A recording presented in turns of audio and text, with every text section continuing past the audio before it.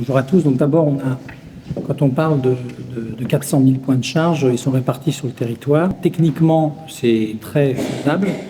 Ensuite, il y a la question du financement de ces points de charge, puisqu'il faut bien les installer, et puis il faut aussi les maintenir. Donc on parle de quand même quelques milliards d'euros sur cette opération sur les 10 prochaines années. La question qu'on peut se poser déjà, c'est comment créer un maillage équitable partout. Et donc, on parle de partenariat, c'est très important parce que ici, on parle des sociétés comme Fastned, Total Energy qui sont sur des autoroutes. Donc, on va dire il y a le maillage sur l'autoroute et qui va correspondre à un modèle économique d'entreprise tel que celle-ci. Et puis, on va retrouver la charge à domicile, on va retrouver la charge en entreprise, la charge dans la collectivité. Et là, on va retrouver des agents économiques comme Station E, je vois aussi il y a E55C, je crois, qui est présent dans la ville de Meaux. Donc c'est vraiment de la complémentarité et du coup des partenariats. Pourquoi ? Parce qu'on est complémentaires et on interagit, on interopère. Vous connaissez tous le monde du téléphone, tout le monde, enfin, on peut aller sur les réseaux des uns des autres.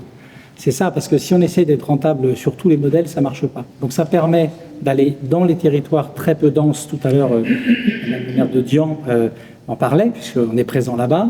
Mais on va aussi dans les grandes banlieues des grandes métropoles, et puis aussi en province, tout un tas de villes qui peuvent être faites. Donc le maillage équitable, pour moi, c'est vraiment d'assurer une logique et que toutes les collectivités accueillent un maximum d'entreprises qui ont des modèles qui sont complémentaires. C'est ce qu'a fait la ville de Meaux, d'ailleurs, puisqu'on est tous présents ici. Je crois que Fastned, vous avez 2 stations aussi dans le coin.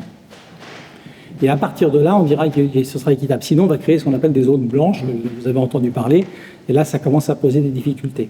Sur les 400 000 points de charge, effectivement, ça coûte à peu près un point de charge 15 000 euros. Ça fait beaucoup d'argent. Et puis la maintenance qui va également faire ça. Donc maintenant, ce qu'il faut, c'est le premier partenariat, c'est avec le syndicat, puisque quand on dit qu'on va dans des endroits, il y a des endroits dans lesquels il n'y a absolument aucune espèce de rentabilité. Et donc c'est vrai qu'en général, les agents économiques privés ont tendance à y aller au dernier moment. Et c'est là que la relation au syndicat est très importante. Et on a beaucoup travaillé avec le SDESM au départ, avant même de déployer, pour essayer de comprendre comment on allait travailler ensemble. Et c'est complètement faisable.